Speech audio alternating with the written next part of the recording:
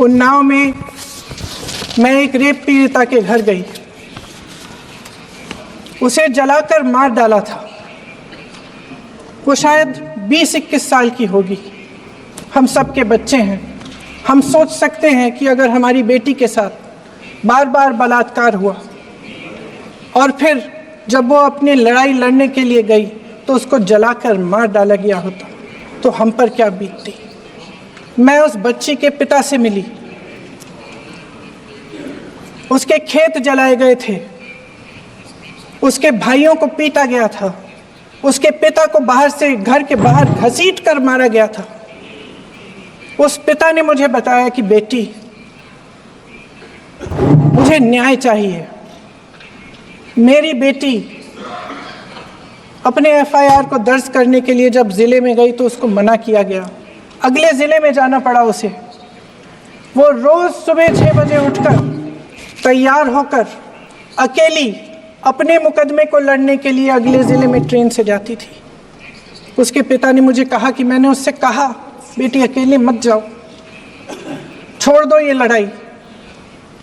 लेकिन उसकी बेटी ने उसको जवाब दिया कि नहीं पिताजी, मैं अकेली जाऊंगी, मैं लड़ूंगी, ये मेरी लड़ाई है, मैं इसको लड़ूंगी। ये लड़ने की क्षमता, ये हिम्मत उस लड़की को और करोड़ों भारत की नारियों को हमारे संविधान ने दी। आगरा में मैं अरुण वाल्मीकि के घर गई। अरुण वाल्मीकि पुलिस स्टेशन में काम करता था, सफाई का काम करता था। आप सोच सकते हैं हमारी तरह उसका भी परिवार था। नई नई शादी हुई थी, 2-3 महीनों का बच्चा था। पुलिस स्टेशन में चोरी हो गई। चोरी का इल्ज़ाम उस पर लगाया गया। उसके पूरे परिवार को उठाकर पुलिस स्टेशन में ले गए। आप हंस रहे हैं, लेकिन ये गंभीर बात है। और क्या गंभीर बात। शर्म करो, शर्म। अरुण वाल्मीकि को पीट पीट के मार डाला, उसकी बीवी को पीटा, उसके पिता के नाखून निकाले, उसके पूरे परिवार को पीटा गया।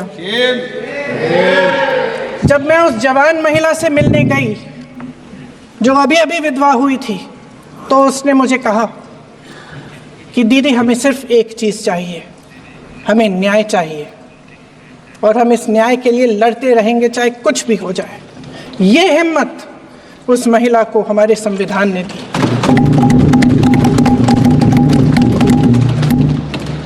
संभल के कुछ लोग आए थे हमसे मिलने जो मृतकों के परिवार के सदस्य थे। उसमें 2 बच्चे थे, अदनान और उजैर। आप सुनिए। उसमें 2 बच्चे थे, अदनान और उजैर। एक बच्चा मेरे बच्चे की उम्र का है, दूसरा उससे छोटा 17 साल का है। दर्जी के बेटे थे। दर्जी का एक ही सपना था कि वो अपने बेटों को पढ़ाएगा, लिखाएगा। एक बेटा डॉक्टर बनेगा, एक बेटा भी सफल होगा दूसरा बेटा भी अपने जीवन में सफल होगा। उनके पिताजी हर रोज उनको स्कूल छोड़ते थे। उस दिन भी स्कूल छोड़ने के बाद अपनी दुकान में चले गए। उन्हें पता नहीं था कि विवाद हो रहा है। उन्होंने भीड़ देखी, घर आने की कोशिश की तो पुलिस ने गोली से मार डाला। वो 17 साल का बच्चा अदनान मुझसे कहता है,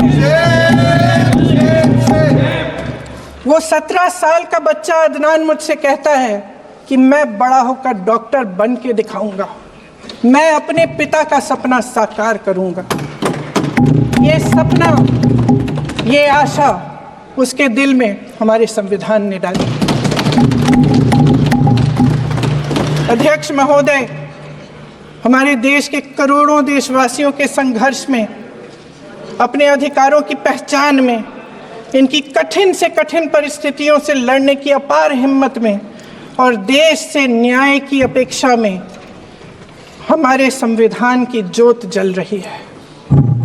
मैंने हमारे संविधान की ज्योत को जलते हुए देखा है और इसके साथ साथ ये भी समझा है कि हमारा संविधान एक सुरक्षा कवच है। एक ऐसा सुरक्षा कवच है जो देशवासियों को सुरक्षित रखता है, न्याय का कवच है, एकता का कवच है और अभिव्यक्ति की आज़ादी का कवच है। दुख की बात यह है कि मेरे सत्ता पक्ष के साथी जो बहुत बड़ी बड़ी बातें करते हैं, इन्होंने इन 10 सालों में ये सुरक्षा कवच, सत्ता पक्ष के मेरे साथियों ने ये सुरक्षा कवच तोड़ने का पूरा प्रयास किया है। संविधान में सामाजिक, आर्थिक और राजनीतिक न्याय का वादा है। ये वादा एक सुरक्षा कवच है जिसको तोड़ने का काम शुरू हो चुका है। लैटरल एंट्री और निजीकरण के जरिए ये सरकार आरक्षण को कमजोर करने का काम कर रही है।